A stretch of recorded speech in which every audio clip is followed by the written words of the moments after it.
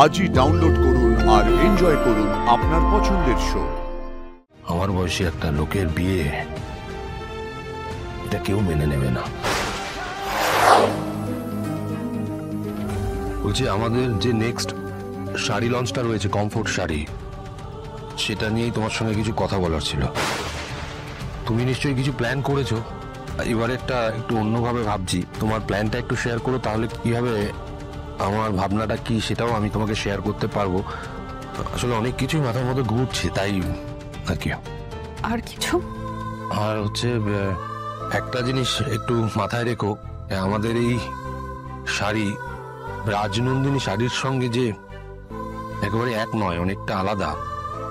তুমি যখন presentation ready করবে তখন এটা একটু মাথায় রেখো। এইটুকুই?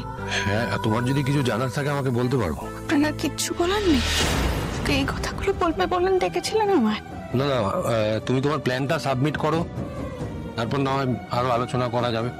শাড়ি, প্ল্যান, লঞ্চ, এসব ছাড়া সত্যি আপনার আর কিচ্ছু বলবার নেই আমাকে?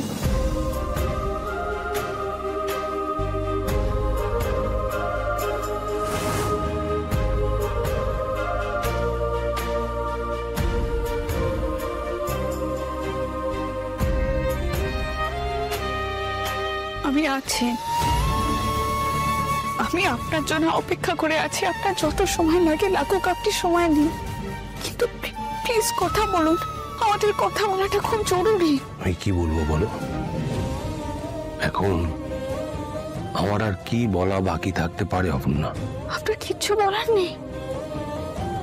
আপনি কিন্তু আমাকে কথা দিয়েছিলেন, আমি কিন্তু সেই বিশ্বাস নিয়ে আছি যে আপনি আমার কথা রাখবেন।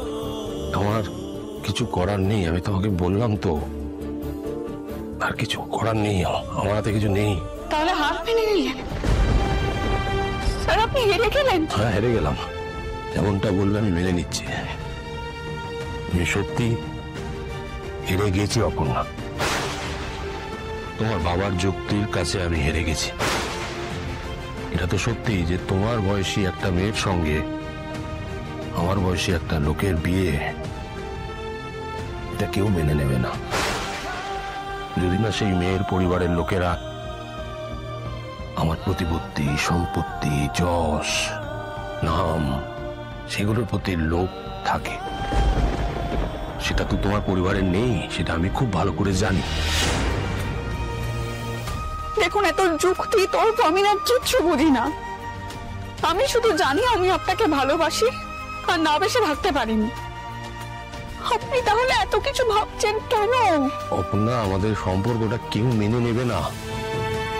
এখন আমরা যদি কোনো হঠকারী সিদ্ধান্ত নিই, তার জন্য তোমার বাবা মা সাফার করবেন। বোঝার চেষ্টা করো। আপনি এত ভাবছেন কেন স্যার? আপনি তো আগে ওই একই কথা ভেবেছেন, সেই কারণে তো আপনার মনের কথাগুলো বলতে এত দিন সময় লেগে গেল। এখনো কেন এক কথা ভাবছেন?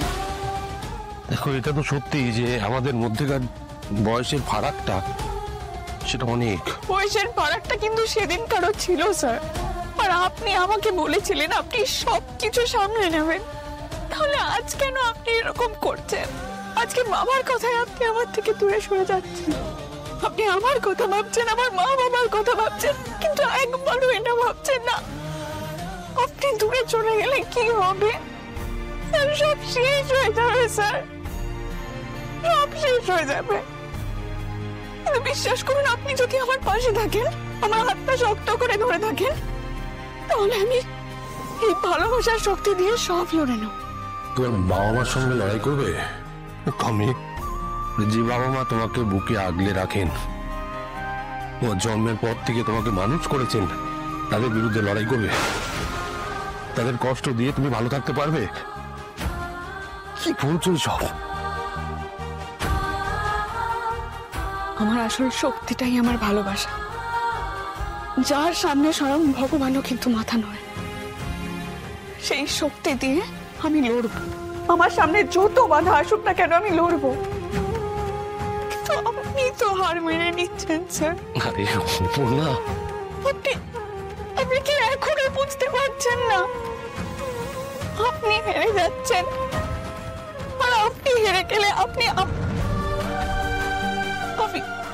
আমি এত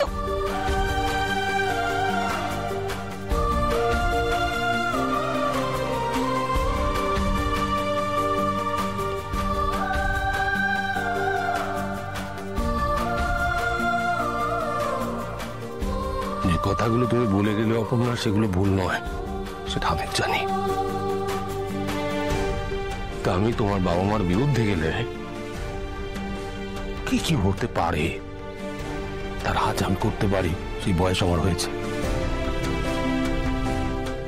তখন আমি তোমার কথা শুনবো না তোমার বাবা মার কথা,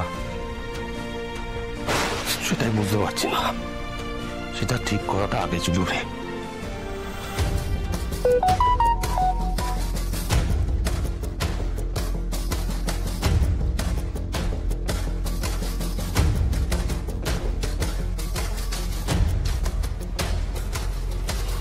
অপর্ণা ম্যাডাম, আপনি বেরোচ্ছেন নাকি? আমার একটু কাজ আছে। বাবার আবার কিছু? না না, সেসব না, আমার একটা ইম্পর্টেন্ট কাজ আছে। আমি চলে আসবো একটু বাড়ি। এক্সকিউজ মি অপর্ণা, লঞ্চের প্ল্যান নিয়ে স্যার কিছু বললেন? হ্যাঁ বলেছেন, আমি এসে সবাইকে সবটা বলছি। ওকে।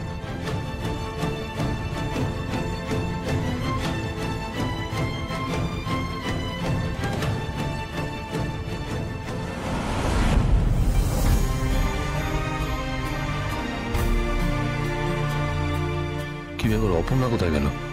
এই তো কেবিন থেকে বের হলো। স্যার কিছু বলবেন? হ্যাঁ, অপর্ণা কোথায় গেল, ওকে একটা ইনফরমেশন দেওয়ার রয়েছে ওই লঞ্চের ব্যাপারে। স্যার আপনি আমাকে বলে দিন, আমি ওকে জানিয়ে দেবো। আমি তোমাকে জিজ্ঞেস করলাম অপর্ণা কোথায়, তার উত্তর দাও। স্যার ও তো ব্যাগ নিয়ে বেরিয়েছে, আবার আসবে বলে গেছে।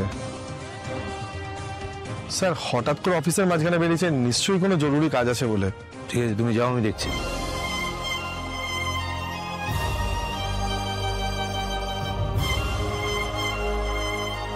ক্যাফেটা কিন্তু রাস্তার ওপরেই। আমরা ঠিক আছে, এসে বসো। না মানে গাড়ি নিয়ে যাওয়ার কোনো দরকার নেই, আমরা হেঁটে চলে যেতে না পারবো। গাড়ি থাকতে হাঁটবে কেন? বসো, এসো।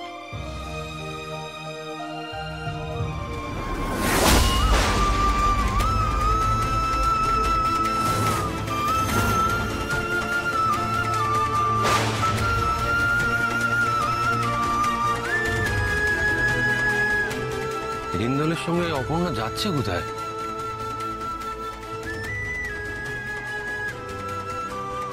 আর আমি এত কিছুর পরেও এসব নিয়ে এত ভাবছি কেন?